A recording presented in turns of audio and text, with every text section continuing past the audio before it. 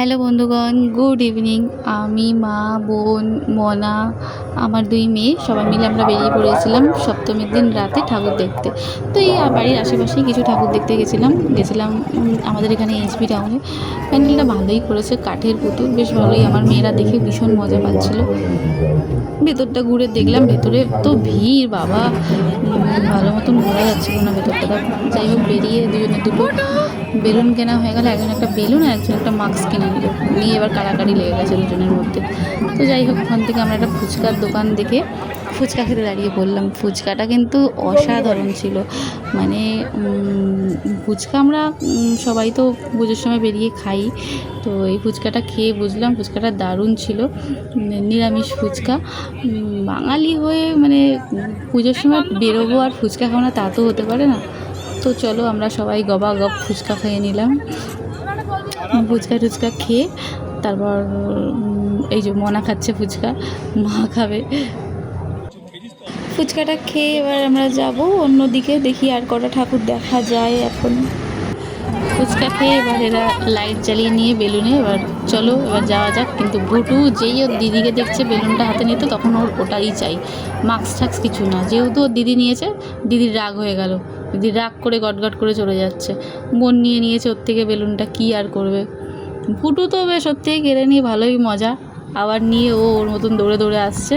ওর দিদি আগে যাচ্ছে, আবার যাচ্ছে ও দিদির কাছে যাবে, গিয়ে আবার ঝগড়া বাঁধাবে। দিদি বেলুনটা দেখে দিদি চাইবে, আবার দিদি বেলুনও নেবে না। এই যে ভুটু এবার পিঠে চড়ে নিয়েছে, দেখো পিঠে চড়ে এবার আসছে। কি গান করছি ভুটা?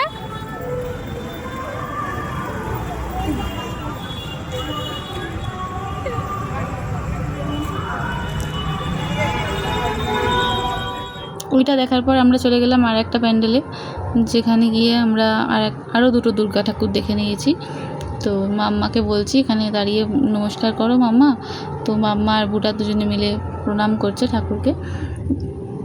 দেখো মাম্মা একটু রাস্তায় লোক দেখলে ক্যাবলা হয়ে যায়। যাই হোক, বলছি হাঁ করে তাকিয়ে দেখছে, তবুও প্রণাম করেছে। এবার বুটাকে বলছি বুটা যাও প্রণাম করো, এবার বুটা যাচ্ছে প্রণাম করতে। ও কোনো ব্যাপার না, মাম্মাই একটু রাস্তায় বেরোলে লোকের কাছে একটু লজ্জা পায়।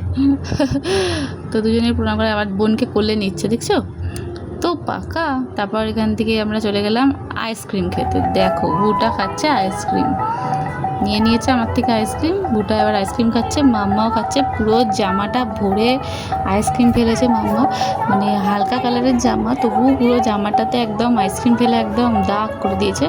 বাড়িতে এসেই আমাকে ওটা কাচতে হবে।